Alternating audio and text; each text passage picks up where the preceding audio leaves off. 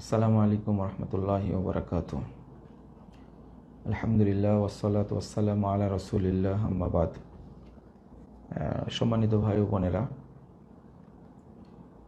রমাজান মাস চলছে। বেশ কিছু প্রশ্ন আপনারা করেন, উত্তর দেওয়ারও দরকার আছে। সময় করতে পারাটা খুব জরুরি। এক ভাই প্রশ্ন করেছেন, ইরানের খোমেনি হত্যা করা হলো, খোমেনিকে, তার জন্য দোয়া করা যাবে কিনা, তার জানাজা পড়া যাবে কিনা।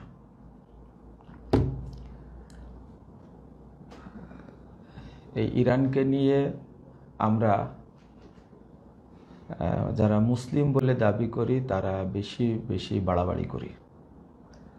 তো আমি সংক্ষেপে বলতে চাই যে বাংলাদেশের এমনও বোকা আছে, পাগল আছে, যে ইরান রাষ্ট্রীয়ভাবে ঘোষণা করছে খোমেনিকে হত্যা করা হয়েছে, অথচ এই বাঙালি পাগলগুলো এখনো বলছে না, খোমেনি এখনো বেঁচে আছে, অচিরেই বের হবে। মানে তারা এতটাই অবুঝ এবং এতটাই ভক্ত পাগল। কিন্তু দুর্ভাগ্য হলো, ইরানের শিয়ারা হলো রাফেজি শিয়া। এরা মুসলিমদের জন্য ইহুদি খ্রিস্টানদের চেয়েও বেশি ভয়ানক। এটা নিয়ে আপনারা অনেক গালিগালাজ করছেন। আমি মনে করি না জানার কারণে গালিগালাজ করছেন। একটু যদি সরাসরি খোমেনির লেখা বইগুলো একটু যদি আলেমরা পড়তেন, সেখানে আবু বকর, ওমর, উসমান রাদিয়াল্লাহু আনহুম সহ 5 জন সাহাবে বাদ দেয়া সকলকে তারা কাফের বলে। এবং খোমেনি নিজে আবু বকর, ওমর রাদিয়াল্লাহু আনহুকে, উসমান রাদিয়াল্লাহু আনহুকে গালি দিয়েছে তার বইয়ের মধ্যে। 2 নম্বর বিষয় হলো, তারা রাসূল সাল্লাল্লাহু আলাইহি ওয়াসাল্লামের স্ত্রীদেরকে মানে অকথ্য ভাষায় গালিগালাজ করে। অথচ কেউ যদি একজন সাহাবীকে গালি দেয়, সে সাথে সাথে কাফের হয়ে যায়, সে আর মুসলিম থাকে না। অথচ তারা লক্ষ লক্ষ সাহাবীকে গালি দিচ্ছে, তাবিদেরকে গালি দিচ্ছে, কাফের মনে করে, তাবিদেরকে কাফের মনে করে। এবং আহলুস সুন্নাহ ওয়াল জামাতের যারা ইমামদেরকে তারা কাফের বলে। এবং ইহুদি খ্রিস্টানদের চেয়েও আহলুস সুন্নাহ ওয়াল জামাতের লোকেরা বেশি খারাপ, এটা হলো তাদের আকীদা। এবং আহলুস সুন্নাহ ওয়াল জামাতের মানুষদেরকে হত্যা করা, তাদের রক্তকে বৈধ মনে করে এই ইরানের রাফেজি শিয়ারা। তো আপনি তার জন্য দোয়া করবেন, সমস্ত সাহাবীকে কাফের বলে যে তার জন্য আপনি দোয়া করবেন, আর তার আবার জানাজা পড়বেন। আমি আল্লাহর কাছে বিশেষ করে দোয়া করি, আল্লাহ যেন এই জামাত ইসলামের এই শিবিরের ভাইদেরকে যেন আল্লাহ হেদায়েত দান করে। তারা শুরুর থেকেই, বহু আগে থেকেই তারা খোমেনিপন্থী, তারা শিয়াপন্থী এবং সৌদি বিরোধী। আল্লাহ এদেরকে হেদায়েত দান করুক। বিশেষ করে আজকে কত হুমকি ধামকি এইগুলো দিচ্ছেন, আমি তাদের জন্য হেদায়েত কামনা করি আর বলি যে আপনারা একটু পড়াশোনা করেন। মা আয়েশাকে যারা বলে আয়েশা ফিন্নার, আয়েশা ফিন্নার, আয়েশা ফিন্নার, আপনি তাদের জন্য দোয়া করবেন? আপনি এটা ভাবলেন কি করে? আর একটা বিষয় হলো, যারা কোরআনুল কারীমকে বিকৃত করেছে, আল্লাহ নাজিল করেছেন 30 পারা, তারা কোরআন বাড়িয়ে করেছে 90 পারা। তাদের কোরআনের আয়াতের সংখ্যা হলো 17,000-এর বেশি। আপনারা শিয়াদের সম্পর্কে না জেনে নিজের ঈমান নষ্ট করছেন। আপনার আকীদাই নাই, আপনি সালাত পড়ে সিয়াম রেখে কি করবেন, তাহাজ্জুদ পড়ে কি করবেন? আর একটা গুরুত্বপূর্ণ বিষয় হলো, সেটা হলো আপনার আগের ইতিহাস জানতে হবে। এই ইরান 1979 সাল থেকে নিয়ে ধ্বংস করেছে ইরাককে, ইরাকের পারমাণবিক কর্মসূচিকে ধ্বংস করেছে ইসরায়েলের মাধ্যমে। এই ইরান ধ্বংস করেছে আফগানিস্তানকে। যখন আফগানিস্তানে আমেরিকা হামলা করে তখন ইরান কোথায় গেছিল? এই ইরান ধ্বংস করেছে ইয়ামানকে, এই ইরান ধ্বংস করেছে সিরিয়াকে।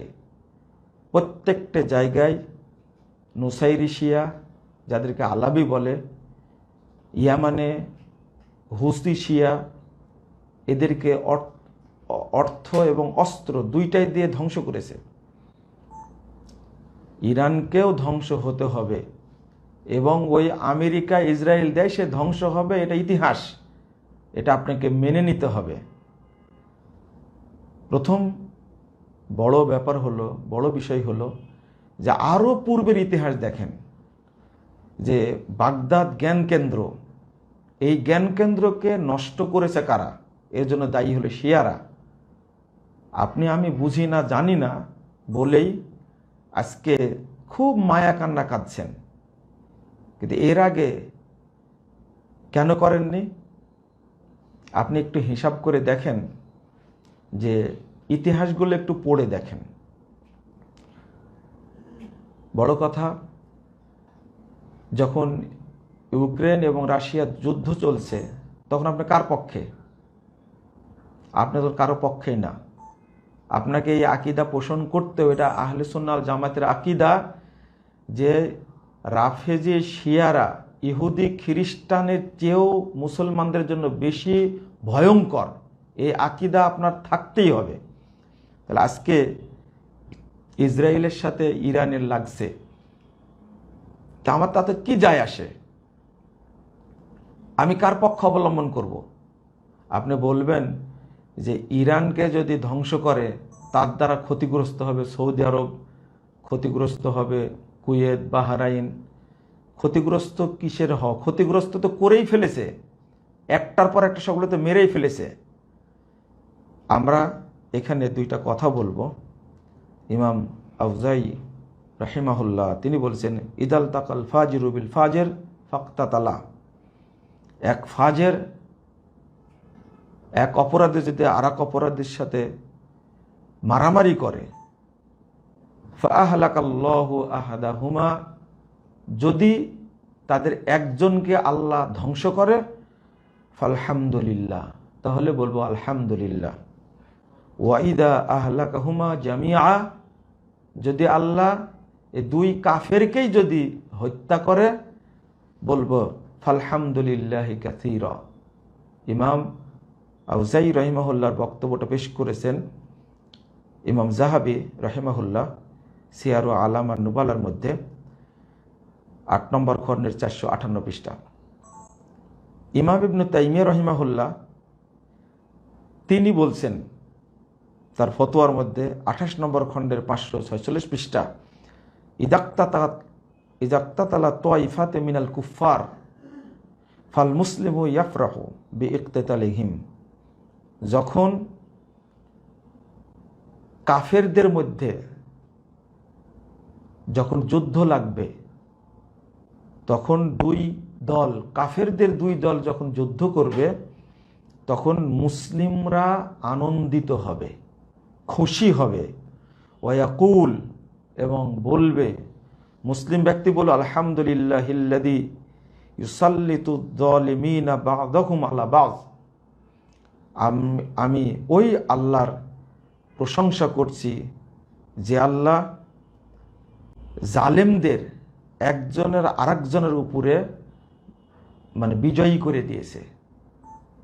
তো আমাদের বক্তব্য হলো এই জায়গায় যে এই দুই কাফের মারামারি করছে, বরং ইহুদি খ্রিস্টানদের চেয়েও বেশি খারাপ মুসলিমদের জন্য। আপনি একটা কথা চিন্তা করবেন যে যদি ইহুদি খ্রিস্টানদের চেয়ে বেশি খারাপ রাফেজি শিয়ারা হয়, তা আপনি তার জন্য কেমনে জানাজা পড়েন, কেমনে ইন্নালিল্লাহ পড়েন, কেমনে ভক্তি দেখান? আপনার আকীদাগত জ্ঞান জিরো। মনে করতাম বাংলার মুসলিমরা অধিকাংশ মুসলিম, এখন বিচার বিশ্লেষণ করতে দেখবেন মুসলিমদের সংখ্যা খুব কম, অধিকাংশ শিয়া। আর সাধারণ শিয়া না, এরা হল রাফেজি শিয়া, অর্থাৎ পৃথিবীর মধ্যে সবচেয়ে নিকৃষ্ট জাত যারা, তারা হলো রাফেজি। আপনি মুসলিম বলে দাবি করেন, অথচ অন্তরে আপনি এই রাফেজি শিয়াদেরকে ভক্তি করেন। আর একটা জিনিস খেয়াল করেন, আপনি একটা বক্তব্য বের করেন তো যে ইহুদি খ্রিস্টানদের যারা নেতা, ধরেন আমেরিকার প্রেসিডেন্ট ট্রাম্প, সে আবু বকর রাদিয়াল্লাহু আনহুকে গালি দিয়েছে, সে বিশ্ব সন্ত্রাসী। ট্রাম্প বিশ্ব সন্ত্রাসী, এতে কোনো সন্দেহ নাই। ইরানে সে হামলা করছে, এটা হামলাটা অন্যায়, এতে কোনো সন্দেহ নাই। কিন্তু আপনি বিশ্লেষণ করে দেখেন, আমেরিকার প্রেসিডেন্ট বাইডেন, বারাক ওবামা সাহাবীদেরকে গালি দিয়েছে, একটা বক্তব্য দেখান। বা রাসূলের স্ত্রীদেরকে গালি দিয়েছেন, বক্তব্য দেখান। এমনকি ইহুদি, এই যে ইসরায়েল যে দখল করেছে ফিলিস্তিনকে, এই শয়তানগুলো গালি দিছে, একটু দেখান আপনি। অথচ এই রাফেজি শিয়ারা সাহাবি থেকে নিয়ে তাবে মুহাদ্দিস উলামা কেরাম, এক কথা আহলে সুন্নাত ওয়াল জামাতের সব, এখন পর্যন্ত যারা আহলে সুন্নাত ওয়াল জামাতের আকীদার, তারা এদেরকে আহলে সুন্নাত জামাতের সবাইকে কাফের মনে করে থাকে, তাদেরকে হত্যা করা জায়েজ মনে করে থাকে। আর আজকে আমরা তাদের জানাজা পড়ছি। আমরা আল্লাহর কাছে দোয়া করি, আল্লাহ যেন এই রাসূলের সাহাবীদেরকে গালি দেওয়া এই জাতিকে আল্লাহ যেন ধ্বংস করে দেন। সাথে সাথে আল্লাহ এই যে ইহুদি গোষ্ঠীকে যেন আল্লাহ ধ্বংস করে দেন। আল্লাহ রাব্বুল আলামিন যেন এই ফিলিস্তিন থেকে ইহুদিদেরকে নিশ্চিহ্ন করে দেন। পৃথিবীর ইতিহাসে যেন ইহুদি নামক রাষ্ট্র যেন না থাকে, আল্লাহ যেন সেই ব্যবস্থা করেন। পাশাপাশি যারা মুসলিম উম্মার উপর নির্যাতন করছে, আল্লাহ যেন তাদেরকে ধ্বংস করেন। এটা আমাদের বক্তব্য। শেষ কথা হলো যে ইতিহাস সম্পর্কে দয়া করে জানুন, পড়ুন, নিজের আকীদা সম্পর্কে জানুন। আজকে ইরান ইসরায়েলে বোমা না ফেলে, কেন বোমা ফেলছে কুয়েতের উপরে, বাহরাইনের উপরে, দুবাইয়ের উপরে, সৌদি আরবের উপরে কেন ফেলছে? এই ইরান আপনার কি উপকারটা করেছে? যখন মায়ানমারে হত্যা করছিল বহু মানুষকে, তখন কি আপনাকে ইরান কোনো সহযোগিতা করেছে? কেন সহযোগিতা করতে আসেনি? তারা জানে মায়ানমারের মুসলিমরা শিয়া না সুন্নি। এখন এরদোগান, আপনার দুলাভাই, যেটা যাকে আপনি মুসলিম খলিফা মনে করেন, বিশেষ করে জামাত ইসলামের শিবিরের লোকেরা যারা এরদোগানকে খলিফা মনে করে, আমাদের একজন পরিচিত শেখ মুখতার আহমদ, সারাক্ষণ তিনি শিয়াদের পক্ষ নিয়ে কথা বলছেন। আপনারা তাদেরকে প্রশ্ন করেন, এরদোগান সহযোগিতা করে না কেন? সৌদি আরব সহযোগিতা করবে কেন? সৌদি আরব, কুয়েত, দুবাই তারা সহযোগিতা করবে না? ইরানের যারা দুলা ভাই তারা সহযোগিতা করে না কেন? হিজবুল্লাহ আজকে কই? আজকে তালেবান কই? তালেবান সহযোগিতা করে না কেন? আপনি এটাও জেনে রাখবেন, পাকিস্তানে যে গতদিন হামলা হয়েছে, এরা কাদের ঘাঁটি ব্যবহার করে ভারত পাকিস্তানকে হামলা করেছে, এটাও জেনে নিন।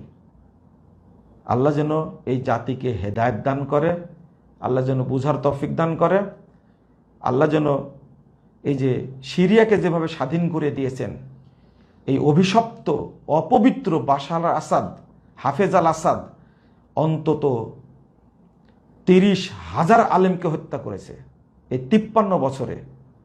ইয়ামানে 10,000 আলেমকে হত্যা করেছে, সুন্নিদেরকে শেষ করে দিয়েছে, মসজিদকে ভেঙে দিয়েছে।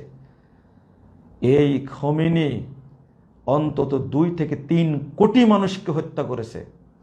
ইরানে আহলে সুন্নাহ ওয়াল জামাতের কোনো মসজিদ নাই, আর আজকে বাংলাদেশে বসে থেকে আপনি ইরানের পক্ষ নিচ্ছেন। আপনি যদি এই ইরানের অর্থাৎ রাফেজি শিয়াদের পক্ষ আপনি নেন, আপনার ইমান থাকবে না। তাদের জন্য দোয়া করলে আপনার ইমান থাকবে না, তাদেরকে মুসলিম মনে করলে আপনি কাফির হয়ে যাবেন, এতে কোনো সন্দেহ নেই। শিয়াদের সাথে কোনো আপোষ নাই, এটা মনে রাখবেন। আর মূর্খতার পরিচয় দিবেন না। আমার বক্তব্য, আল্লাহ যেন আপনাদের হেদায়েত দান করে, বুঝার তৌফিক দান করে। আরেক ভাই প্রশ্ন করেছেন যে আপনি বক্তব্যে বলেছেন যে 70,000 টাকা থাকলেই রূপার মাপে জাকাত ফরজ হয়ে যাবে।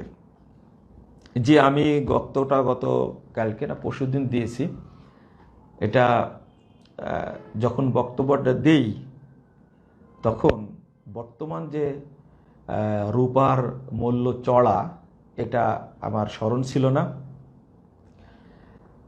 আপনি হিসাব করে দেখবেন গতবারও রূপার মূল্য ছিল ভরিতে 2800-2500 টাকা, কিন্তু যখন বিক্রি করতে যাই তখন এই ভরি নেয়, রূপার ভরি নেয় 1600-1700 টাকা বিক্রি করতে যাওয়ার সময়, কিন্তু বাজার মূল্য একটু বেশি হয় সব সময়।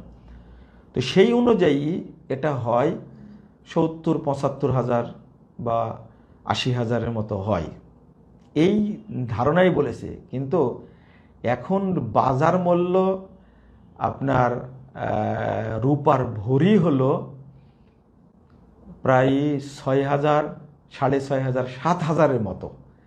তো এই হিসাব অনুযায়ী যেহেতু বাজার দর হঠাৎ করে বেড়ে গেছে, আগে স্বর্ণের ভরি ছিল কম, এখন এটা 2,80,000-এর মতো হয়ে গেছে স্বর্ণের এক ভরি স্বর্ণ। রূপাও বেড়ে গেছে, এটা আমার মাথায় ছিল না। তো আপনার 52.5 তোলা রূপার মূল্য বাজারে বিক্রি করতে গেলে যে মূল্যটা নিবে আপনার কাছ থেকে, ধরেন 6,000, 6,500 টাকা ভরি হলে এখন ওইটা আপনি 4,000 ধরতে পারেন, বা আপনি যেটা বুঝবেন সেই অনুযায়ী এখন 3,20,000 এইরকম যদি কারো কাছে অর্থ থাকে, বা স্বর্ণ রূপা টাকা মিলে যদি, জমানো টাকা মিলে যদি কারো 3,20,000-এর মতো থাকে বর্তমান বাজার মূল্যে, তার উপরে জাকাত ফরজ হবে। এটা হলো আসল কথা। আমি যেটা বলেছিলাম এটা গত বছরের হিসাব বা তার আগের বছরের হিসাব। তাহলে এখন যেটা দাঁড়ালো, আপনারা জাকাত দেবেন রূপার হিসাব করে। স্বর্ণ আর রূপা কোনটাতে হিসাব দেব, জাকাত দেব, এই মর্মে বলে দিয়েছি।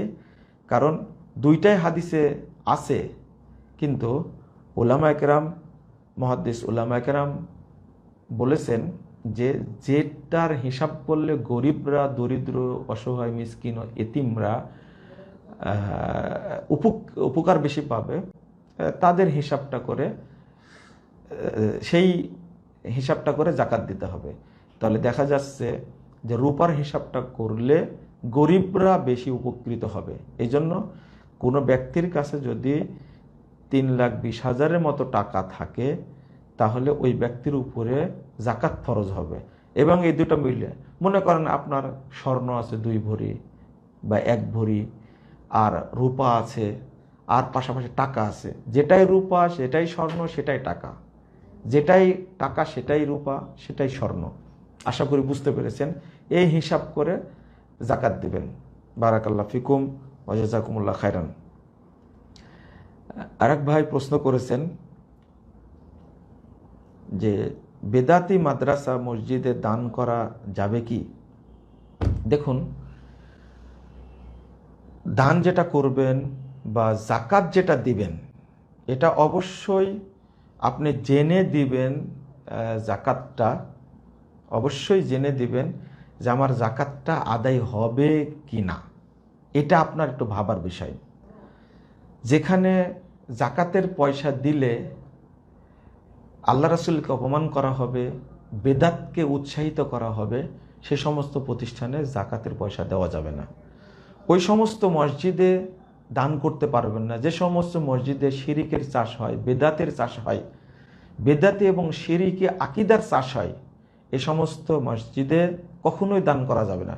রমাদান মাস দানের মাস, কিন্তু আমাদের অনেক ভাই না বুঝে দান খায়রাত করেন এমন জায়গাতে যেখানে দান করলে পাপ হবে, অবশ্যই পাপ হবে। কারণ আপনি যে এতিমখানায় বা হেফজখানায় আপনি দান করলেন, সেখানে তারা বেদাতি শিক্ষা দিচ্ছে, কুফুরি শিক্ষা দিচ্ছে, শিরিক শিক্ষা দিচ্ছে, যেমন আকীদাগত শিক্ষা দিচ্ছে ওই সমস্ত প্রতিষ্ঠানে যে আল্লাহ সর্বত্র বিরাজমান, নাউজুবিল্লাহ। এই আকীদাকেও পোষণ করলে সে কাফের। শিক্ষা দিচ্ছে মাদ্রাসাগুলোতে যে আল্লাহ নিরাকার, এটা কুফুরি আকীদা। এই আকীদাকে পোষণ করলে সে কাফের। যে ইমামরা বক্তব্য দিচ্ছে মসজিদে যে আল্লাহর নবী মরেইনি, এই বক্তব্য যে দিবে সে কাফের। আল্লাহ রসুল মারা গেছেন এটা বিশ্বাস করতে হবে। বিশ্বাস করে নবী মানে কবর থেকে আমাদের উপকার করে থাকেন, আমাদের কথা শুনেন এবং আমাদের হাজাতগুলো পূরণ করেন, এইগুলো সব কুফরি আকীদা। যে সমস্ত জায়গায় এই সমস্ত আকীদা শিক্ষা দেওয়া হয়, আল্লাহ নবী গায়েব জানতেন, পীর ফকিরাও গায়েব জানে, তারা কবর থেকে আমাদের উপকার করে, এগুলো সব কুফরি আকীদা। যে সমস্ত প্রতিষ্ঠানে মাদ্রাসা এই সমস্ত আকীদা শিক্ষা দেওয়া হয়, আপনি সেখানে দিলেন মানে আপনি শরীয়তের অপমান করলেন, আল্লাহকে অপমান করলেন, রাসূলকে অপমান করলেন। আপনি সেখানে 1 টাকাও দিতে পারবেন না। উল্টা দেখেন, বহু আহলুল হাদিস সালাফি আকীদার মাদ্রাসা মসজিদ আসছে, সেখানে তো অনেক অর্থের প্রয়োজন, অনেক এতিমখানা আছে, সেগুলো দিবেন। আপনার অর্থ দিয়ে আপনি পাপী হবেন না। আর একটা জিনিস এখানে বলবো যে একজন ভাই যে এই টঙ্গীর তবলিগের, ইলিয়াসি তবলিগের ফাজাইলে আমল ছাপিয়ে দিয়েছেন 50,000 কপি তার নিজের টাকা দিয়ে। তো এই ব্যক্তি যে ক্ষতিটা করলেন, এই ফাজাইলে আমলের বইয়ের মধ্যে অন্তত আপনার 80% কথা মিথ্যা আছে। কোরআন হাদিস থাকলে সেটার অপব্যাখ্যা করা হয়েছে। আপনি সেই বইটা ছাপাই দিতে পারলেন নিজের টাকা দিয়ে, তাহলে আপনি সুন্নাতের প্রচার করলেন না কুফুরের প্রচার করলেন, না বেদাতের প্রচার করলেন, না শিরিকের প্রচার করলেন আপনি। আর তবলিগ এই ফাজাইলে আমলের মধ্যে সুফিবাদ প্রচার করে। সুফিবাদ হলো কুফুরি মতবাদ। এই জন্য আমাদের কথা বলতে হয়, এই সমস্ত কাজে ব্যয় করা যাবে না, দান খায়রাত করা যাবে না। বরং উল্টা আপনি কোরআন এবং সুন্নাহ ভিত্তিক বই অনেক আছে, বাংলাদেশে অনেক আহলে হাদিস আলেম ওলামা আছে, তাদের বই পুস্তক আপনারা প্রিন্ট করেন, আপনারা ছাপাই দেন, তাতে জনগণের লাভ হবে। শিরিকের চাষ করে, বেদাতের চাষ করে আপনার কি লাভ? আল্লাহ বলছেন তাআওয়ানু আলাল বিররি ওয়াত তাকওয়া ওয়ালা তাআওয়ানু আলাল ইসমি ওয়াল উদওয়ান। তোমরা তাকওয়া, ভালো কাজে, নেক কাজে সহযোগিতা করো পরস্পরে, পাপের কাজে, খারাপের কাজে কাউকে সহযোগিতা করো না। এটা তো স্পষ্ট কথা, কিন্তু আমরা জেনেও না জানার ভান করি। আল্লাহ যেন আমাদের বোঝার তৌফিক দান করেন, আমিন। আরেকবার প্রশ্ন করেছেন, ইফতারের পূর্বে সবাই মিলে মুনাজাত করা যাবে কি? ইফতারের পূর্বে সবাই মিলে মুনাজাত করা যাবে কি? আসলে যেগুলো কোরআন হাদিস দ্বারা প্রমাণিত নয়, এগুলো শয়তানের আমল। যেগুলো কোরআন হাদিস দ্বারা প্রমাণিত নয়, দলিল সহি দলিল দ্বারা প্রমাণিত নয়, এগুলো শয়তানের আমল। আপনার সিয়ামটাকে নষ্ট করার জন্য ইবলিশ শয়তান এই পদ্ধতিটা তৈরি করেছে। অর্থাৎ আপনি ইফতারের পূর্ব মুহূর্তে যে সবাই মিলে হাত তুলে দোয়া করবেন, এটা একটা শয়তানের তৈরি ইবাদত, এই ইবাদত করা যাবে না। আপনি সিয়াম অবস্থায় সারাক্ষণ দোয়া করবেন। রাসূল সাল্লাল্লাহু আলাইহি ওয়াসাল্লাম বলছেন যে 3 শ্রেণীর মানুষের দোয়া আল্লাহ ফেরত দেন না। তার মধ্যে একটা হলো as-সায়িম হাত্তা ইফতিরা, অর্থাৎ যতক্ষণ সিয়াম রাখে ততক্ষণ দোয়া করবে, আর ততক্ষণই তার দোয়া আল্লাহ কবুল করবেন। পুরো দিনটা পাচ্ছেন আপনি দোয়া করার। আর যে হাদিসটা এসেছে ইফতারের পূর্ব মুহূর্তে দোয়া কবুল হয়, এই হাদিসটা জয়ীফ হাদিস। এই হাদিসটা সনদে একজন রাবি আছে, সে মাজহুল, মানে জয়ীফের চেয়েও খারাপ। তা আপনি এই হাদিস মানবেন কেন? আপনি সারাদিন দোয়া করেন, কোরআন তেলাওয়াত করেন, দোয়া করেন। আপনি সকালে দোয়া করতে পারেন, আল্লাহ কবুল করবেন। জহর পরে করতে পারবেন, আসর পরে করতে পারবেন, সারাক্ষণ দোয়া করবেন। এটা সহিহ হাদিস। আর যেটা জয়ীফ হাদিস ওইটাই চলছে। আর জয়ীফ হাদিসের সাথে আরেকটা যোগ হয়েছে, সবাই মিলে এই মুনাজাত করা, অর্থাৎ সবাই মিলে মুনাজাত করা, এটা হলো শয়তানের ইবাদত। এটা শয়তান আপনাকে শিখায় দিয়েছে সিয়ামটাকে নষ্ট করার জন্য। কারণ বেদাতের সাথে আপনার কোনো আপোষ করা যাবে না। যখন শরীয়তের সাথে শয়তানি আমল যোগ হয়ে গেল, যখন মানে সুন্নাতের সাথে শয়তানি আমল যোগ হয়ে গেল, তখন সুন্নাতটা নষ্ট হয়ে গেল। এই নেকি আপনি পাবেন না। আল্লাহ রাব্বুল আলামিন বলছেন, ইয়া আইয়ুহাল্লাযীনা আমানু আতিউল্লাহ ওয়া আতিউর রাসূল ওয়া লা তুবতিলু আমালাকুম। তোমরা আল্লাহ রাসূলের আনুগত্য করো, আমলগুলোকে বাতিল করো না। যখন আপনি কোরআন এবং সহিহ হাদিসের মাধ্যমে আমলটা করবেন তখন কবুল হবে। আর যখন আপনি এটা বাদ দিয়ে অন্য কিছু করতে যাবেন, তখন আমলটা কি হয়ে যাবে? বাতিল হয়ে যাবে। 33 নম্বর আয়াত সূরা মুহাম্মাদের মধ্যে এসেছে, 10 নম্বর আয়াত সূরা ফাতিরের মধ্যে এসেছে। আল্লাহ রাব্বুল আলামিন বলছেন, ইলাইহি ইয়াসআদুল কালিমুত তাইয়্যিব ওয়াল আমালুস সালিহু ইয়ারফাউহু। আল্লাহর কাছে পৌঁছে কিন্তু সৎ আমলটা, ভালো কথাটা। তো শয়তানি আমলটা কি ভালো কথা, সৎ আমল? যখনই বেদাত আর সুন্নাত এক জায়গায় হয়ে গেল, তখন অটো সুন্নাতের আমলটা বাতিল হয়ে গেল। যখন শিরিক এবং তাওহীদ এক জায়গায় হয়ে গেল, তখন তাওহীদটা বাতিল হয়ে গেল। তো এটা কখনো আপনি প্রশ্রয় দিবেন না বেদাতি আমলকে। আশা করি বুঝতে পেরেছেন। আপনি এমনি দোয়া করতে থাকবেন ইফতারের পূর্ব পর্যন্ত, কিন্তু সবাই মিলে হাত তুলে দোয়া করার কোনো দলিল পাওয়া যায় না, করবেন না। আরেক ভাই প্রশ্ন করেছেন যে আজান দিলে ইফতার করব, কারণ 3-4-5 মিনিট পরে আজান দেয় অনেক মসজিদে, অথচ ওয়াক্ত আগেই হয়ে যায় না, মানে সময় হওয়ার সাথে সাথে ইফতার করব। এটা তো সারা বাংলাদেশের রোগ। সরকার ঠিক টাইমে ঘোষণা দিলেও আপনারা সেটা মানতে চান না। কারণ গ্রামের এই কাঠমোল্লাগুলো তারা এতটাই মানে গোঁড়া, আর এতটাই তারা মানে মূর্খ, তারা সঠিকটা মানুষকে বলবেও না, সঠিকটা বুঝতেও চাইবে না। রাসূলুল্লাহ সাল্লাল্লাহু আলাইহি ওয়াসাল্লাম বলছেন যে রাতের আগমন ঘটে পূর্ব দিকে, আকবাল লাইলু মিন হাহুনা ওয়া আদবারান নাহরু মিন হাহুনা।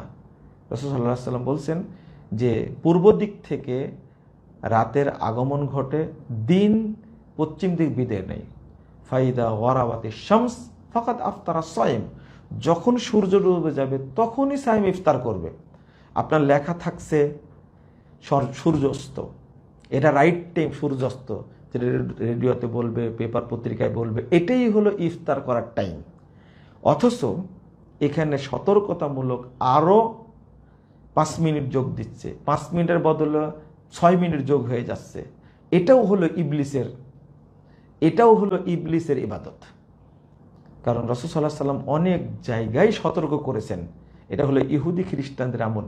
লিআন্নাল ইয়াহুদা ওয়ান নাসারা ইউআখিরুন। কারণ ইহুদি খ্রিস্টানরা ইফতার দেরিতে করে।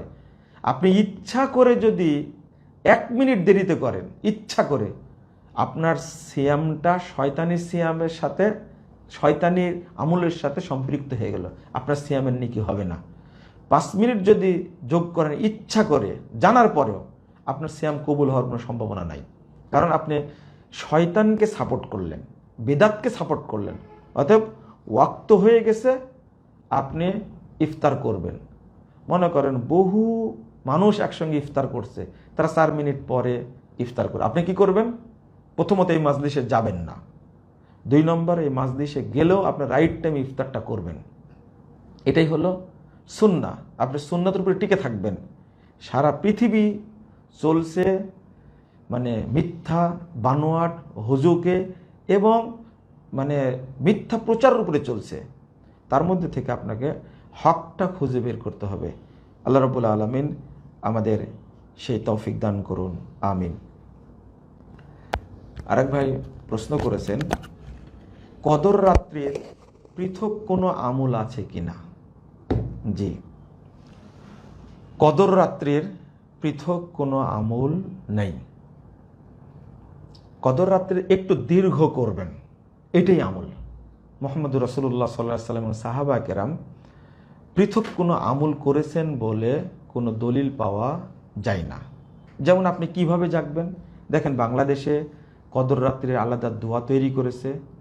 এই দোয়া পড়লে কদর রাত্রির ইবাদতটাই বাতিল হয়ে যাবে। কদর রাত্রির নিয়াত তৈরি করেছে, এটা পড়লে আপনার রাত্রির ইবাদতটাই বাতিল হয়ে যাবে। যেমন বাংলাদেশের মানুষের তারাবি বাতিল হয়ে যায়, এমনি 20 রাকাত তারাবির দলিল নাই, জাল দলিল, এমনি তো বাতিল। এরপরে জালকে বাতিল করার জন্য তারাবির নিয়াত তৈরি করেছে, তারাবির দোয়া তৈরি করেছে, তারাবির মুনাজাত তৈরি করেছে, এমনি বাতিল। এই যে নির্দিষ্ট করে 20 রাকাত তারাবি পড়ার হাদিসটা জাল, এমনি বাতিল। আবার এই বাতিলকে বাতিল করার জন্য ইবলিস আরো দোয়া তৈরি করেছে। ঠিক কদরের রাত্রিগুলোর ইবাদত বাতিল করার জন্য ইবলিস অনেক পরিকল্পনা করেছে। তার মধ্যে কদর রাত্রির নিয়াত, কদরের রাত্রির দোয়া, স্পেশাল দোয়া যেগুলো আমরা প্রচার করি বিভিন্ন মাধ্যমে, আপনারা দেখেছেন। তারপরে এতবার ইখলাস পড়তে হবে, এতবার আয়াতুল কুরসি পড়তে হবে। এই বাজে ফজিলতগুলো তৈরি করে ইবলিসের উদ্দেশ্য হলো যারা এগুলো পড়বে তাদের কদর রাত্রিটা বাতিল হয়ে যাবে। এই বাতিল করা উদ্দেশ্য ইবলিসদের। তো আমরা বলবো, আপনি কোরআন এবং সুন্নাহ মোতাবেক যদি কদর রাত্রি জাগতে চান, তাহলে আপনি দীর্ঘ সময় যাবত কোরআন তেলাওয়াত করবেন সালাতের মধ্যে। অর্থাৎ অন্য দিন তারাবি পড়তে আপনার সময় লাগে মনে করেন 1 ঘন্টা, 1.5 ঘন্টা, 2 ঘন্টা, কিন্তু কদরের রাত্রিতে আপনি এই তারাবিটাই পড়বেন দীর্ঘ করে। হয়তো এশার পরে শুরু করলেন, পড়তে পড়তে পড়তে এটা 1টা বেজে গেল বা 2টা বেজে গেল, দীর্ঘ করেন আপনি। বা একটু পরে শুরু করলেন, আপনি 4 রাকাত পড়ে বিরতি দেন, বিরতির পরে এবার একটু তেলাওয়াত করেন, একটু দোয়া করেন আল্লাহর কাছে, এরপরে আবার শুরু করেন এইভাবে। কিন্তু স্পেশাল কোনো দোয়া আবার স্পেশাল কোনো ইবাদত কদর রাত্রিতে নাই, যেটা বাংলাদেশে করে থাকে। এটা থেকে বিরত থাকতে হবে। মনে করেন আপনি কোনো সূরা জানেন না, আপনি দীর্ঘ করবেন এই জন্যই সূরা ইখলাসই পড়েন অনেকবার, 30 বার, 35 বার, 50 বার পড়েন, আপনি কোনো আপত্তি নেই। সূরা ফালাক মুখস্থ আছে, এটাই আপনি পড়েন, 50 বার পড়েন সূরা ফালাক। আপনার আয়াতুল কুরসিটা মুখস্থ, আয়াতুল কুরসিটা যদি মুখস্থ থাকে, আপনি সালাতে দাঁড়িয়ে আয়াতুল কুরসি পড়েন 30 বার, দেখেন কত টাইম লাগে। এইভাবে সালাদটা দীর্ঘ করবেন। আর একটা, সেজদায় গিয়ে, রুকুতে গিয়ে আপনি দীর্ঘ করবেন। অন্তত সেজদায় গিয়ে আপনি পড়েন, একটু ধৈর্য নিয়ে পড়েন। তো আপনি এত রাকাত সালাত পড়ার সুযোগ পান কোথায়? যারা ইবাদতে দীর্ঘ করে তাদের তো মানে 8-10 রাকাত পড়তেই তো ফজর হয়ে যায়। যেমন সেজদায় পড়েই থাকতেন। কি পড়েন সেজদাতে?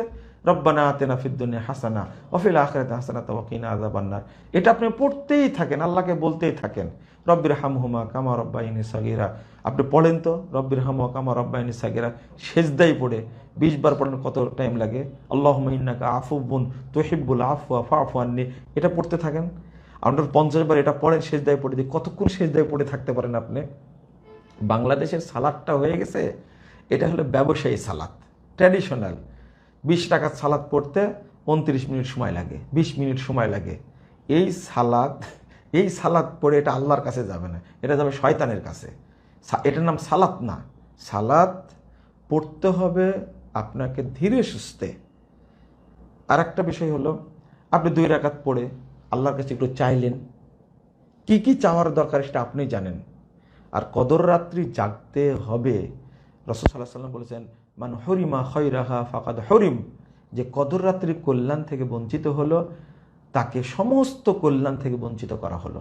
কদর রাত্রি জাগতে হবে, জাগার চেষ্টা করবেন, নফল ইবাদত, কিন্তু এত গুরুত্বপূর্ণ আপনি চিত হয়ে ঘুমাবেন, এটা ঘুমানোর সুযোগ নাই।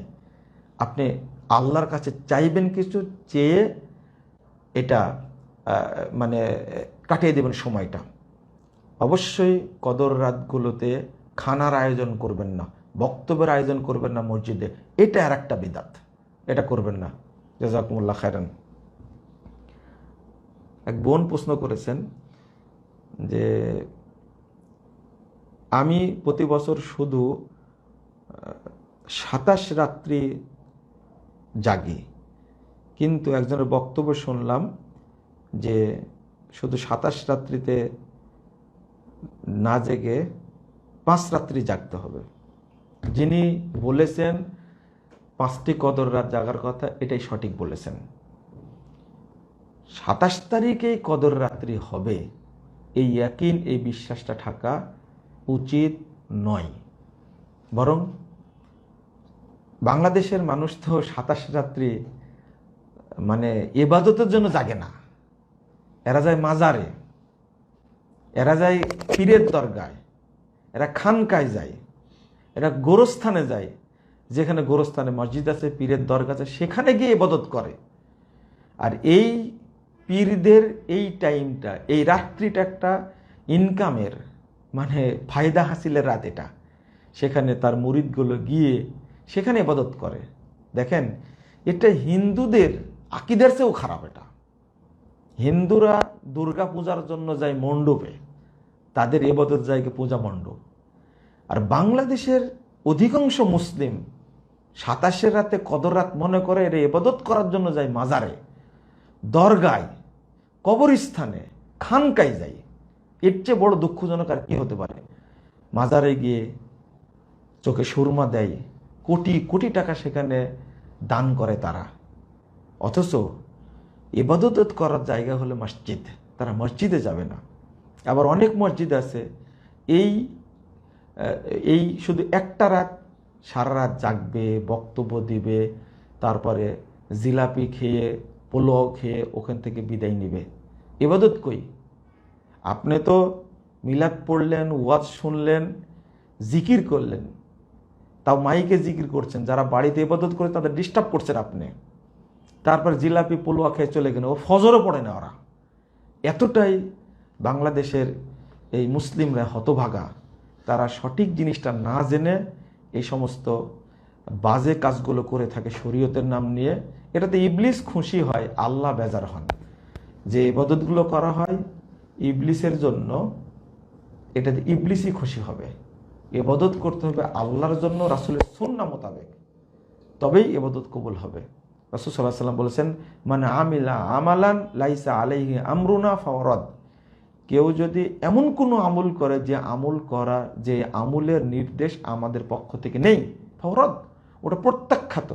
যে ব্যক্তি করবে সেও প্রত্যাখ্যাত, ও আমলটাও প্রত্যাখ্যাত। ওটা বর্জন করতে হবে, ওটা সমাজ থেকে তুলে দিতে হবে। বাংলাদেশের অবস্থাটা এইরকম। আর একটা প্রশ্নের উত্তর দিয়ে শেষ করি। সেটা হলো, এক ভাই প্রশ্ন করেছেন যে আশেপাশের মসজিদগুলোতে সাহারির সময় ডাকা হয়, গজল গাওয়া হয়, কিন্তু আমরা আমাদের মসজিদে শুধু আজান দেই, এই কারণে আমাদেরকে গালিগালাজ করা হয়, এ ব্যাপারে কিছু বলবেন? এটা শুধু আপনার এলাকার সমস্যা না, সারা দেশেরই সমস্যা এটা। সুন্নাহ হলো সাহারির আজান দিতে হবে। আপনি আজান দিচ্ছেন, আলহামদুলিল্লাহ, আল্লাহ আপনাকে এই হকের উপরে প্রতিষ্ঠিত রাখুন, দোয়া করি। এবং আল্লাহ রাব্বুল আলামিন যেন অন্যদেরকে বোঝার তৌফিক দান করেন। সুন্নাহ হলো সাহারির টাইম হলে আজান দিতে হবে। অন্তত ফজরের আজানের 1 ঘন্টা আগে সাহারির আজান দেবেন, তারপরে মানুষ সাহারি খাওয়া শুরু করবে। আর তাহাজ্জুদ পড়ার জন্য তার আগে উঠবেন। আজান যখনই দিবেন তখন তারা তাহাজ্জুদ থেকে ফিরে এসে সাহারিতে অংশগ্রহণ করবে। এটা হলো সুন্নাহ। কত যুগ আগে ইমাম ইবনে হাজার আসকালানী রাহিমাহুল্লাহ আজান ছাড়া ডাকাডাকি, ঢাক পিটানো, ঢোল বাজানো, যত রকমের পদ্ধতি আছে সবগুলো বেদাত বলে গেছেন। আজকে বাংলাদেশ সেটাই হচ্ছে। সাহারের সময় ডাকাডাকি করা যাবে না, বরং আজান দিতে হবে। আর আপনি বলছেন আর 10 মিনিট টাইম আছে, আর 5 মিনিট টাইম আছে। তারপরে সারা শহর একজনকে দায়িত্ব দিয়েছেন সিটি কর্পোরেশনের পক্ষ থেকে, ঢোল বাজায় ডাকবে। এগুলো সব ইহুদি খ্রিস্টানদের তরিকা, ইহুদি খ্রিস্টানদের আদর্শ। এগুলো থেকে আমাদের বিরত থাকতে হবে। আল্লাহ রাব্বুল আলামিন যেন আমাদের হেফাজত করেন, আমিন। একটি প্রশ্ন হচ্ছে যে অনেক আহলে হাদিস ভাই জামাতে ইসলামী এবং ইসলামিক ছাত্র শিবির করে, তারা আহলে হাদিস পরিচয় দেয়, তারা কি মানে সত্যিকারে কি আহলে হাদিস? এ সম্পর্কে একটু বিস্তারিত কিছু বলবেন। শুধু আহলে হাদিসরা শুধু জামাত ইসলাম শিবিরের সাথে নাই, অনেক আহলে হাদিস আছে প্রচলিত রাজনীতির সাথে জড়িত। কেউ জাতীয় পার্টি, কেউ বিএনপি, কেউ আওয়ামী লীগ, এগুলোর সাথে জড়িত। জামাত ইসলামের সাথে তো আছেই। আহলে হাদিস তাদেরকে বলা হয় যারা কেবল কোরআন এবং সুন্নাহ অনুসরণ করে থাকে। তাদের পরিচয় অন্য কোনো পরিচয় নাই। পরিচয় একটা, তারা জাতিগত মুসলিম, আকীদাগত সালাফি, আহলুল হাদিস, আহলুস সুন্নাহ ওয়াল জামাহ, এছাড়া কোনো পরিচয় দিতে পারবে না। দুর্ভাগ্য, যারা আহলে হাদিস হওয়ার পরেও বিভিন্ন রাজনৈতিক দলের সাথে সংশ্লিষ্ট, এদের জন্য মানে আফসোস, তারা আকীদা বুঝে না এবং মানে আদর্শটাও বুঝে না। কিছু মানুষ শিয়া আদর্শে বিশ্বাসী, তাদের সাথে সংশ্লিষ্ট হয়ে গেছে। আবার কিছু মানুষ পাশ্চাত্য মতবাদ, যেমন জাতীয়তাবাদ, ধর্মনিরপেক্ষতাবাদ, পুঁজিবাদ, এই সমাজতন্ত্র, কমিউনিজম, এই সমস্ত সাম্যবাদ, এগুলোর সাথে যারা জড়িত হয়, তাদেরকে আমি মনে করি মুসলিম দাবি করলেও তারা তাগুতের সাথে জড়িত। তাদের এই এলেম নাই, এই তাগুত থেকে তাদের বের হয়ে আসা উচিত। আহলে হাদিসদের পরিচয় একটাই, তারা আহলে হাদিস, আর কোনো পরিচয় থাকতে পারে না। জাযাকুমুল্লাহ খায়রান ওয়া বারাকাল্লাহু ফিকুম। আরেকটি প্রশ্ন, যে বর্তমানে ইরানের নেতা যে খামেনি মৃত্যুতে অনেক মুসলিম ভাই এবং অনেক আলেম, আমাদের সালাফি আকীদার মধ্যে অনেক আলেম আছে যারা ফেসবুকে তাদের ফেসবুক আইডি এবং অনেক দিনী ভাইয়েরা এই মানে ইরানি শিয়াদের মানে সম্পর্কে প্রমোট করে, এদের সম্পর্কে কিছু বলবেন। আলেমদের সম্পর্কে বিশেষ করে আমি একটু জানতে চাচ্ছি, তারা কেমন মানে আলেম? এটা তো বক্তব্যের মধ্যে বলে দিয়েছি যে ইরানের পক্ষে, মানে ইরানের ধর্মটাকে, রাফিজি ধর্মটাকে আমাদের দেশের মানুষ ইসলাম মনে করে।